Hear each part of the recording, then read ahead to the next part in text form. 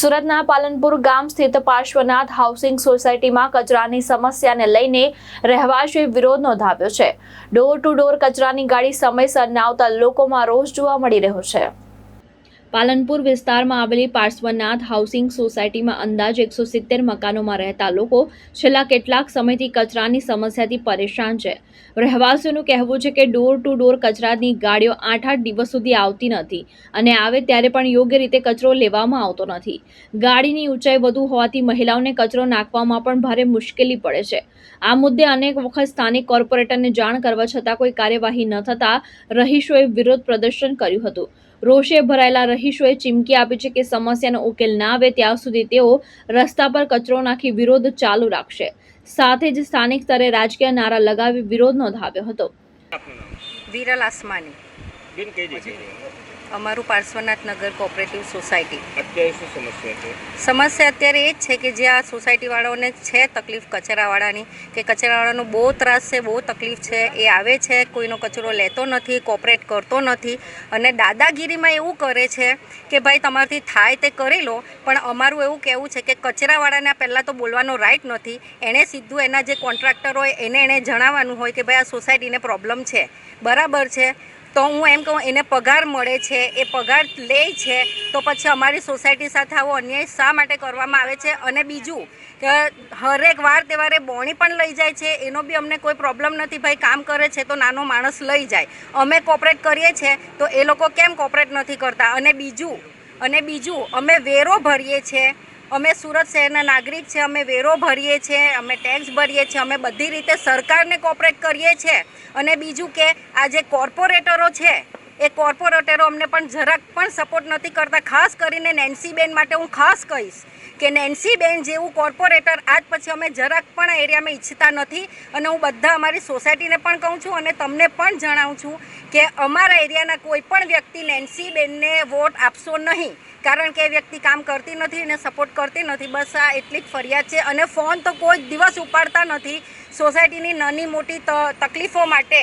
જ્યાં અમારા પ્રમુખ સાહેબ કહે છે કે ચાલો આપણે નેન્સીબેન પાસે કામ કરાવી લઈએ, તો એ કોઓપરેટ નથી કરતા, ફોન નથી ઉપાડતા અને આજ પછી બી કોઈ દિવસ ફોલોઅપ પણ નથી લેતા।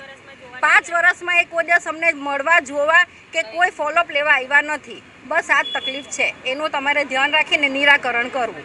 ઓકે, મારું નામ વિકિન દિનેશચંદ્ર આસમાની, તમારી સોસાયટી કઈ છે? પાર્શ્વનાથ નગર cooperative housing service society, Palanpur ગામ રોડ। શું સમસ્યા છે?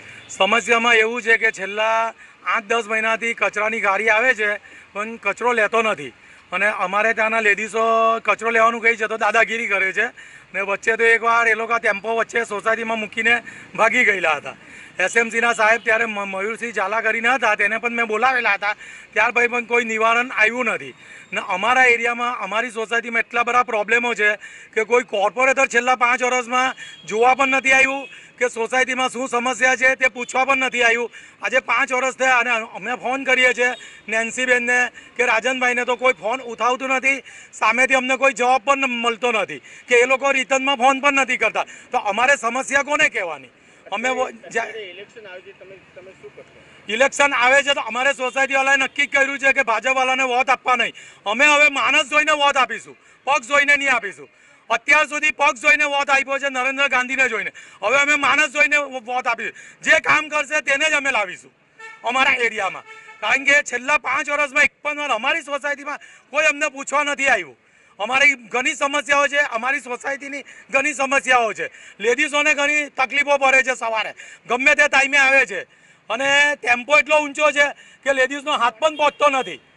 તો આ બીજી બધી સોસાયટીઓમાં હું તમને સોસાયટીઓના નામ આપું, સાઈ રચના, શાંતિસાગર, પ્રવેશ સોસાયટી, સિલ્વર પાર્ક, બધે કચરાવાળા પોતે કચરો લઈને નાખે છે। અમારી સોસાયટીમાં કેમ ના પાડે છે? આવો અન્યાય કેમ કરે છે? એટલે આ ચલાવવામાં આવશે નહીં।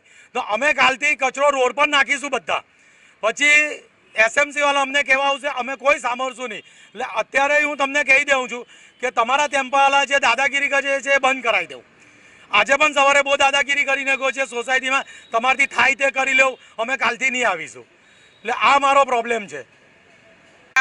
હું પણ આ પ્રાસોનાથ નામ સાથે મારું નામ નૂતન બટાવલે છે। હું પણ આ પ્રાસોનાથ સોસાયટીની એક સભ્ય છું અહીંયા અમારે રોજ સવારે કચરો નાખવા માટે અમે ઘરમાંથી બહાર આવીએ છીએ એટલે અમારા ગાડી આગળ ભાગી જાય છે. પાછી એ પોતે કચરો લેતો નથી અને ગાડી એટલી ઊંચી છે કે અમારો હાથ પોતો નથી. કોઈ વખત અમારા સાસુ નાખે તો એ લોકોને ખીજવાય છે, બેન તમારથી નહીં નાખાય તો મૂકી દો. કોઈ દાડો રિસ્પોન્સ આપતો અને પાછી ધમકી આપે છે કે અમે લોકો તમારે જે કરવું તે કરી લો, અમે નથી કરવાના, નથી તમારો કચરો લેવાના. ભાવેશ ઉપાધ્યાય, દ્રષ્ટિકોણ ન્યૂઝ, સુરત.